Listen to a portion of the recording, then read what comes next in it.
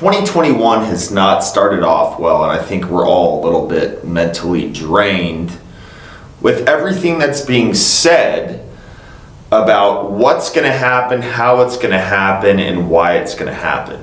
And I think one of the main reasons why is because I think it's very easy to feed into conspiracy theories and to make ourselves feel better by believing things that are either made up or are just not logical at all. I think that's one of the reasons why a lot of people are mentally drained right now, is because things keep coming out about what's going to happen, but they don't happen. So in this video today, the stuff that I'm about to talk about and share with you, it's not to be taken lightly. And the reason why I am telling you this is to prepare you for anything that can happen. Because at the end of the day, anything can happen tomorrow. But the question is, are we prepared for anything?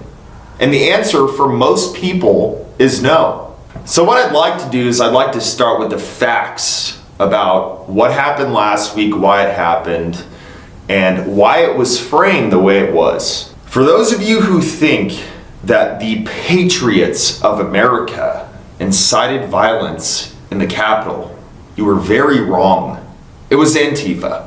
But let's take it to a deeper level for a second here. Pelosi is trying to impeach Trump again. Surprise, surprise. But why? It's because she's saying he incited violence at the Capitol. First of all, being able to protest and freedom of speech is protected by the Constitution, which means that if Trump tells everyone in the US to go out and protest something and they do it, they're protected by the Constitution. Now, let me be the devil's advocate here. If Trump said, hey, go and riot, yeah, sure. Then impeach him, then do whatever you want. But he would never do that because he loves America. But the reasoning why Pelosi wants to impeach Trump is because her laptop was stolen during these riots or protests or whatever the media is calling them right now. And you can bet that stuff is being discovered on there. That is why she is such in a hurry to impeach Trump.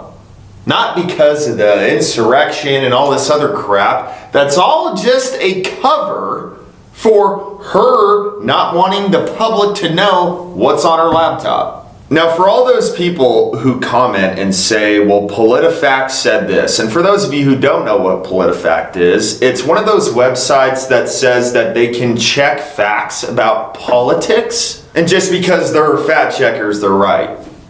Okay, well, if you go on their website, their biggest donor is Facebook. What does that tell you?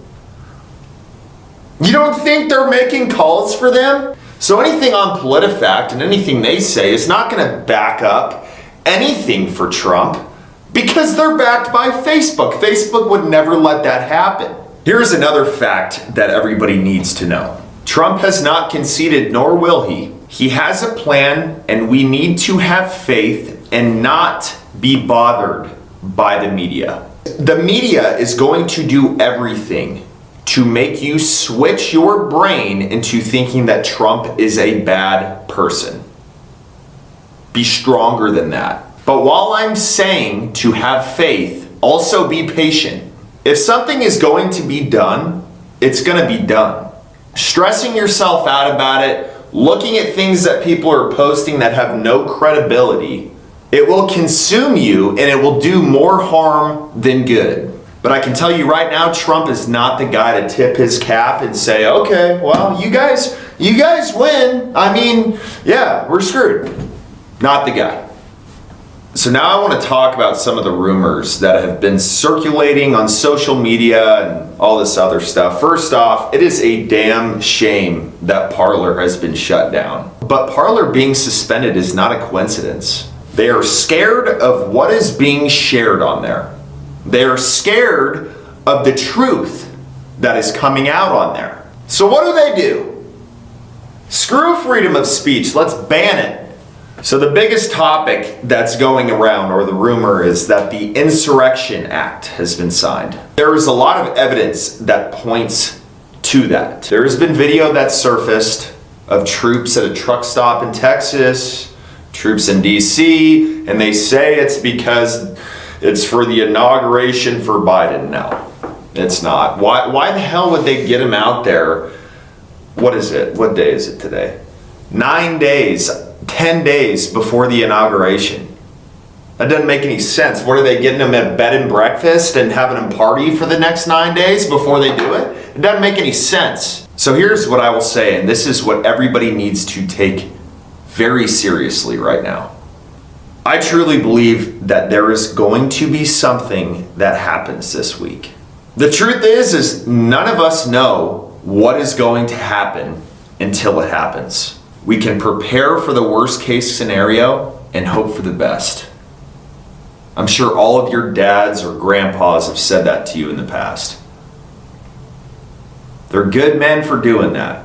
But have we taken it seriously? You have to answer that question for yourself. But here's what I recommend.